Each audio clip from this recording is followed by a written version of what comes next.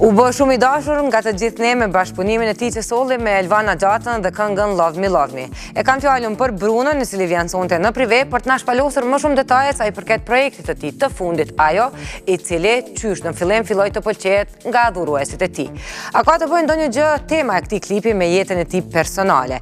Ku është inspiruar Bruno dhe çfarë thon ndër të tjera për kompaninë të cilën ai ndodhet 3 Dots? E ndjekim bashkë në vazhdim një intervistë Enkas për prive.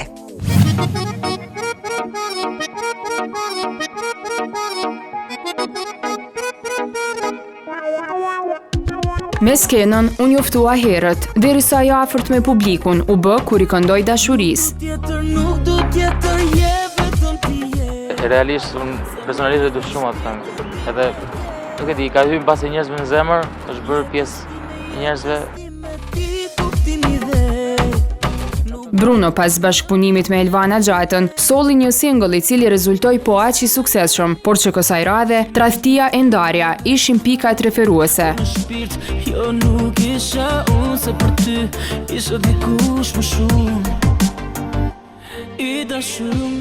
Ajo është projekti i parë në të cilin këngëtari dhuron diçka nga jeta personale, edhe pse nuk dihet cila pjesë i përket atij.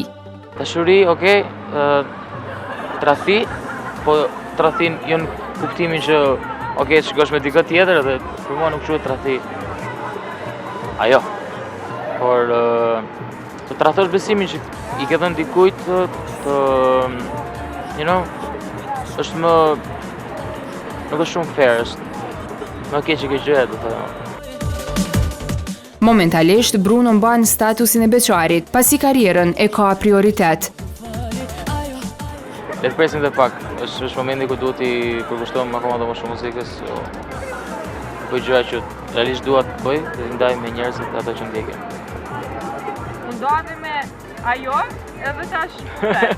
Jo, ndava kam shumë kohë që ndan nga jo. Po s'mund t'i përmend të gjitha ato. Shumë në intervista kështu që.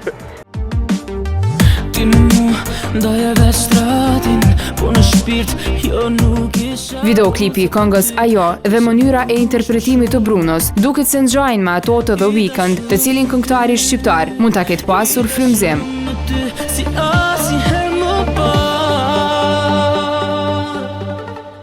Nuk do thoja gjë, thjesht mbase njerëzve mund të dukur që mund të kemë marrë frymëzim ose inspirim, sigurisht çdo artist merr inspirim nga dikush. Po thjesht mbase është diçka e re, do thoya unë, kjo gjëja është munduar bëhet në këngë. Një gjë e re ndryshe.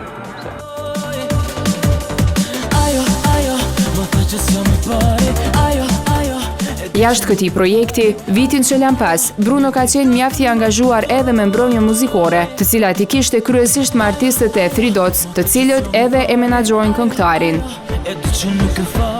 Për sa i përket menaxhimit, më menaxhojmë nga 3 Dots, po për Flori dhe menaxher të koncerteve është Andy Graham.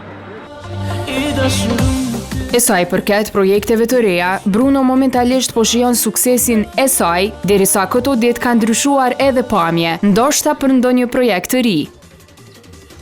I prema sepse faktikisht kam shumë kohë, s'kam shumë kohë, kam një jetë që nuk i pres flokët kurrë. Dhe nuk e di, mbase ndryshim, po mbase mund ta ketë fajin dhe koha që është kohë për ndryshim. Po gjithsesi, nuk e di, të thash për projekt tjetër, nuk është se ka të bëjmë shumë me lukun, por që se kemë një projekt, sigurisht që do ta merrem shumë shpejt.